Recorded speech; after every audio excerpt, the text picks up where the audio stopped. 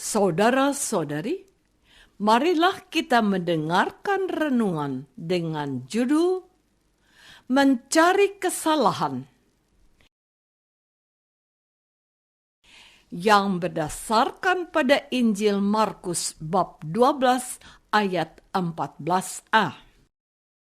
Mereka datang dan berkata kepada Yesus, "Guru, kami tahu Engkau adalah seorang yang jujur, dan Engkau tidak takut kepada siapapun juga, sebab Engkau tidak mencari muka, melainkan dengan jujur mengajar jalan Allah dengan segala kejujuran."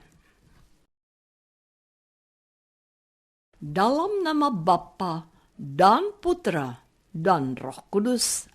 Amin. Saudara-saudari terkasih dalam nama Tuhan Yesus Kristus. Kehadiran Yesus di tengah orang Yahudi membawa pengaruh yang sungguh luar biasa. Sebab Yesus tidak hanya mengajarkan kerajaan Allah, tetapi juga membawa pembaharuan disertai dengan tindakan mujizat. Hal ini membuat pemuka agama Yahudi mempertanyakan wewenang Yesus. Karena itu, dalam Injil hari ini diceritakan bahwa beberapa orang Farisi dan Herodian disuruh kepada Yesus untuk menjerat dia dengan suatu pertanyaan. Orang-orang itu datang dan berkata, "Guru, kami tahu Engkau adalah seorang yang jujur, dan Engkau tidak takut kepada siapapun juga, sebab Engkau tidak mencari muka, melainkan dengan jujur mengajar jalan Allah dengan segala kejujuran. Apakah diperbolehkan membayar pajak kepada kaisar atau tidak? Haruskah kamu bayar atau tidak?" Tetapi Yesus mengetahui kemunafikan mereka, lalu berkata kepada mereka, "Mengapa kamu mencobai aku? Bawalah kemari suatu dinar supaya kulihat." Lalu mereka bawa. Maka ia bertanya kepada mereka, "Gambar dan tulisan siapakah ini?" Jawab mereka, "Gambar dan tulisan kaisar." Lalu kata Yesus kepada mereka, "Berikanlah kepada kaisar apa yang wajib kamu berikan kepada kaisar, dan kepada Allah apa yang wajib kamu berikan kepada Allah." Mereka sangat heran mendengar Yesus. Saudara-saudari terkasih, bacaan Injil pada hari ini masih berkaitan dengan perikop sebelumnya. Dalam perikop sebelumnya, Tuhan Yesus menegur orang-orang Israel lewat sebuah perumpamaan. Perumpamaan itu tentu saja sangat menusuk hati orang-orang Israel, khususnya imam-imam kepala, ahli-ahli Taurat, dan tua-tua yang sangat berperan besar dalam bidang keagamaan, sehingga membuat mereka marah dan sakit hati kepada Yesus. Bahkan mereka ingin menangkap Yesus, tetapi mereka takut kepada orang banyak.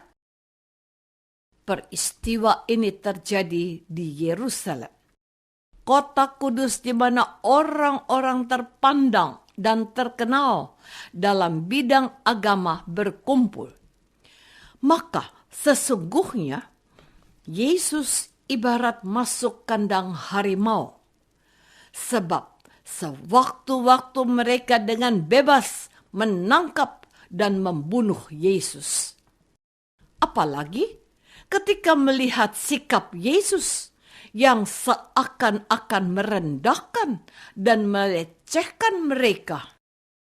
Hal ini mendorong mereka pun berusaha dengan berbagai cara mencari kesalahan Yesus.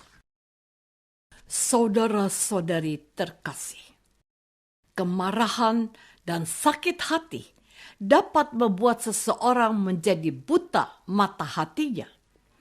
Kita bisa melihat dan mendengar di televisi, radio, atau koran di mana orang-orang sibuk mencari kesalahan sesamanya dalam banyak hal.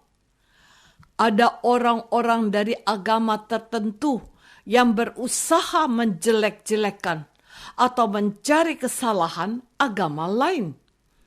Partai yang satu berusaha mencari-cari kesalahan partai lain. Gereja yang satu mencari-cari kesalahan gereja yang lain.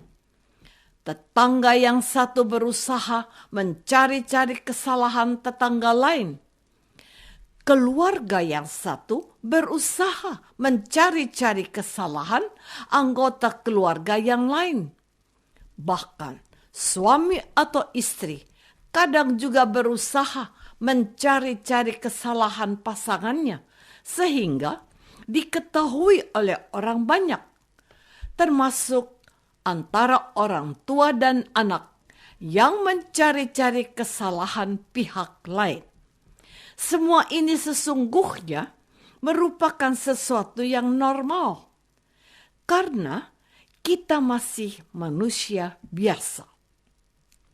Tetapi menjadi tidak baik jika hal itu disampaikan ke media sosial sehingga diketahui banyak orang.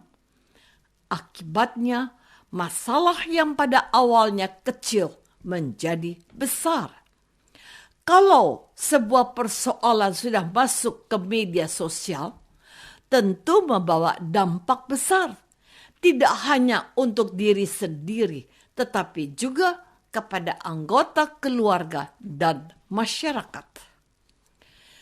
Saudara-saudari terkasih, kalau kita cermati dengan sungguh-sungguh, tindakan seseorang mencari-cari kesalahan orang lain tidak membawa manfaat apa-apa.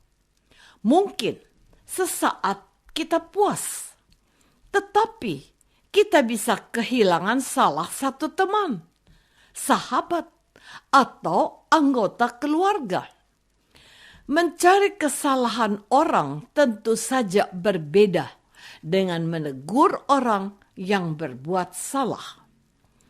Menegur orang yang berbuat salah bertujuan baik, yakni membuat seseorang sadar dan berbalik ke jalan yang benar.